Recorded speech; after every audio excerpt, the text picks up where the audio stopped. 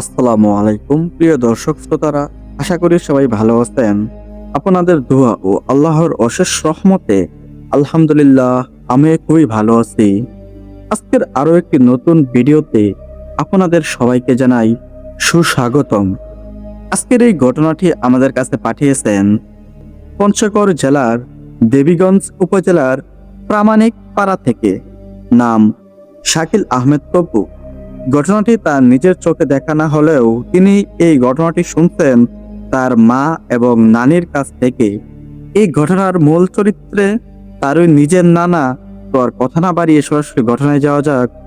লিখছেন শাকিল আহমেদ তপুর নিজের ভাষায়। আসসালামু আলাইকুম ভাই, আশা করি ভালো আছেন। আজ আমি যে ঘটনাটি বলবো সেটা আমি নিজের চোখে দেখিনি।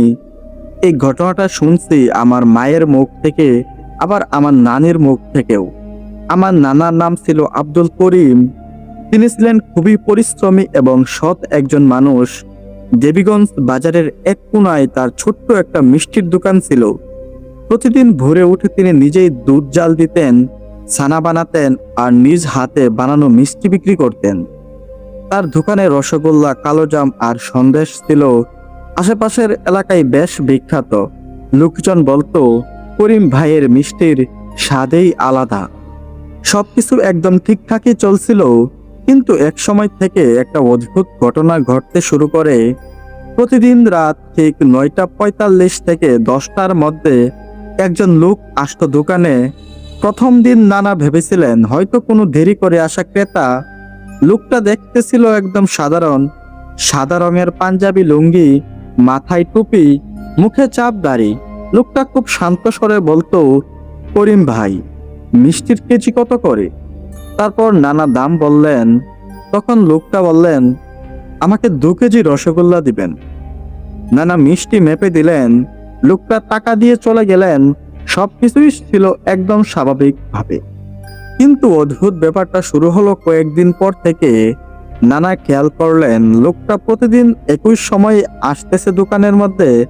সবার শেষ কাস্টমার, কোনোদিন আগেও না পরেও না, ঠিক একই সময় 9:45 থেকে 10টার মধ্যে। আরো অদ্ভুত বিষয়, লোকটা সবসময় একই কথা বলে, একইভাবে দাঁড়ায়, একইভাবে টাকা দেয়। একদিন নানা মজা করে বললেন, আপনি তো প্রতিদিন একই সময়ে আসেন, কাজ করেন কোথায়? লোকটা একটু থেমে শুধু বলল, এই কাছেই থাকি। তারপর আর কিছু না বলে চলে গেল। এক রাতে ঘটনা একটু আলাদা হলো। সেদিন দোকানে প্রায় বন্ধ করে ফেলেছিলেন নানা। হঠাৎ সেই লোকটা এসে হাজির, কিন্তু এবার যখন নানা তার হাতে মিষ্টির প্যাকেট দিলেন, তার হাতে ছুতেই নানা কেমন যেন চমকে উঠলেন, কারণ লোকটার হাত ছিল বরফের মতো ঠান্ডা। তখন শীতকাল না, বরং গরমের সময়, তবু এমন ঠান্ডা হাত। নানা একটু অস্বস্তি বোধ করলেন। তিনি জিজ্ঞেস করলেন, আপনি ঠিক আছেন তো? লোকটা এবার শুধু হালকা হাসলো, কিন্তু কোনো উত্তর দিল না। তারপর মিষ্টির টাকা দিয়ে মিষ্টি নিয়ে চলে গেল।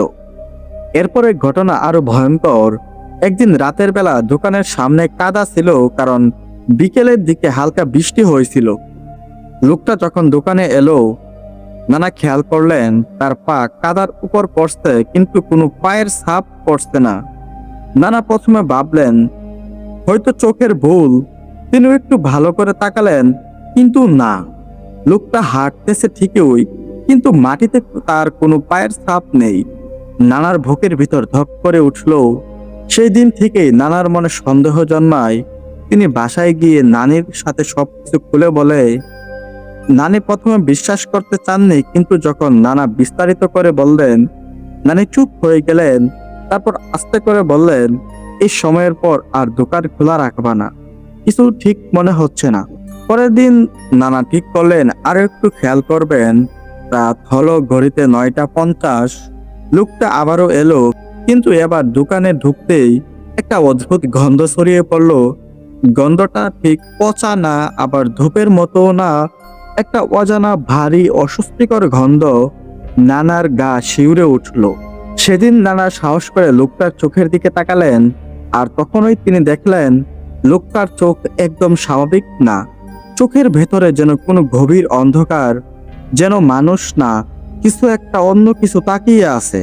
লোকটা সেদিন মিষ্টি নিয়ে চলে যাওয়ার সময় হঠাৎ থেমে পিছনে তাকালো, তারপর ধীরে ধীরে বলল, আমি তো প্রতিদিনই আসি, আপনি থাকবেন তো?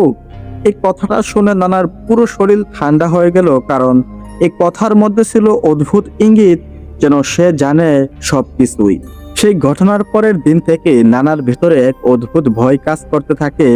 নানি বারবার নিষেধ করেছিলেন এই সময়ের পরে দোকান খোলা রাখবা না, কিন্তু নানা ছিলেন একটু জেদি স্বভাবের।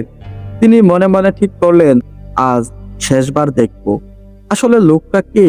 সেই রাতে তিনি দোকান আগের মতোই খোলা রাখলেন, কিন্তু একটা জিনিস খেয়াল করলেন, তিনি পাশে একটা কোরআন শরীফ রেখে দিলেন। সময় ঠিকই এলো, ঘড়িতে 9:48।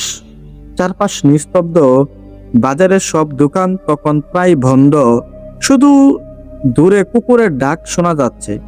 হঠাৎ দোকানের সামনে একটা ছায়া এসে দাঁড়ালো। সেই লোকটা আবারও এসেছে, কিন্তু আজকের লোকটা আগের দিনের মতো লাগছিল না। তার হাঁটার ভঙ্গি ধীর, মাথা নিচু, আর পুরো শরীর যেন কেমন অস্বাভাবিকভাবে দুলছে।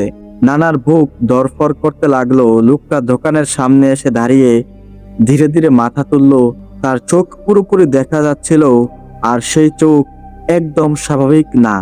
চোখের মনি ছিল অস্বাভাবিক বড়, আর তার ভেতরে যেন এক ধরনের অন্ধকার ঘুরপাক খাচ্ছে।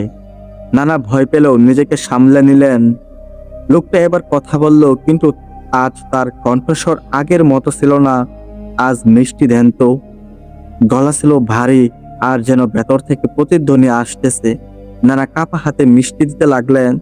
হঠাৎ করে নানা সাহস করে কোরআন শরীফের উপর হাত রাখলেন আর আস্তে করে আয়াত পড়তে শুরু করলেন। এ শব্দ শোনা মাত্র লোকটা শরীর কেঁপে উঠল। এরপর যা হলো তা শোনার মতো না, দেখার মতোও না। লোকটা ধীরে ধীরে মাথা তুলল, আর তার মুখের চামড়া যেন বিকৃত হতে শুরু করলো। চোখ লাল হয়ে উঠল, মুখ লম্বা হয়ে গেল, দাঁতগুলো বের হয়ে এলো অস্বাভাবিক ভাবে। তারা ভয় পেয়ে পিছিয়ে গেলেন।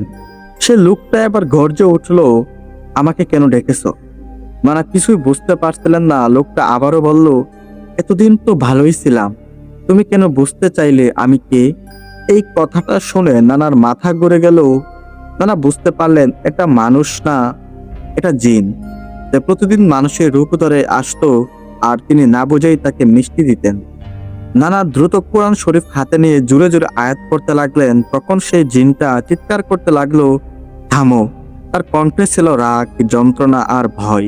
হঠাৎ করে দোকানের ভেতরে ঝড়ের মতো বাতাস শুরু হলো। মিষ্টির হাড়ি পাতিল কাঁপতে লাগলো, লাইট বারবার জ্বলে নিভে উঠতে লাগলো। নানা চোখ বন্ধ করে শুধু আয়াত পড়তে থাকলেন। কিছুক্ষণ পর হঠাৎ করে সবকিছু থেমে গেল। নানা ধীরে ধীরে চোখ খুললেন। দোকানে কেউ নেই, শুধু দরজার সামনে একটা পুরা গন্ধ, আর মাটিতে কিছু কালো রঙের দাগ। এরপর যা হলো সেই ঘটনার পর নানা আর কখনো রাত 9টার পর দোকান খোলা রাখেননি। তিনি পুরো ঘটনা নানিকে বললেন। পরের দিন এলাকার এক হুজুরকে ডাকা হয়। হুজুর দোকানে এসে কিছু দোয়া পড়েন আর বলেন, এটা জিন ছিল, মানুষের রূপ ধরে আসতো মিষ্টি খেতে। মিষ্টি জাতীয় খাবার জিনেরা খুবই পছন্দ করে। হুজুর শেষে একটা কথাই বলেছিলেন, সব মানুষ যেমন ভালো না, ঠিক তেমনি সব জিনেও ভালো না। অনেক জিনও খারাপ আছে। আজ সেই ভয়। শাকিল আহমেদ তপু বলেন, মা আর নানি এখনো সেই ঘটনা মনে করে ভয় পান, আর সেই দোকান আজও আছে, কিন্তু রাত হলে কেউ একা সেখানে থাকতে চায় না। প্রিয় ভাই, আজকের ঘটনাটি এই পর্যন্তই। ঘটনাটি পরে যদি ভালো লাগে থাকে তাহলে ঘটনাটি শেয়ার করবেন। এই প্রথম আমার কোনো ঘটনা লেখা, জানি এতে অনেক ভুল হবে, প্রয়োজন মতো আপনি ঠিক করে নেবেন। আজকের মতো করে আমি বিদায় নিতেছি। শাকিল আহমেদ পপু, প্রামাণিকপাড়া, দেবীগঞ্জ উপজেলা, পঞ্চগড় জেলা থেকে। আসসালামু আলাইকুম। প্রিয় শ্রোতারা, আপনার সাথে ঘটে যাওয়া ভৌতিক ঘটনা, আপনার শোনা কিংবা জানা ঘটনাগুলো আমাদের মাধ্যমে শেয়ার করতে চাইলে আমাদেরকে ইমেল করুন বা পেজে মেসেজ দিন। আমাদের অফিসিয়াল ইমেল অ্যাড্রেস পিন কমেন্টে ও ডিসক্রিপশন বক্সে দেওয়া আছে। প্রিয় শ্রোতারা, এই ঘটনাটি সম্পর্কে আপনার মতামত আমাদের সঙ্গে শেয়ার করুন কমেন্টে। আর যদি এই ঘটনাটি ভালো লাগে থাকে তাহলে অবশ্যই লাইক দিন।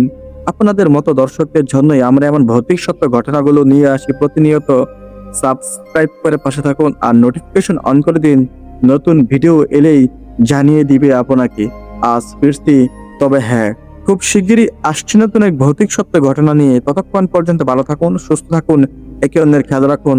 আসসালামু আলাইকুম।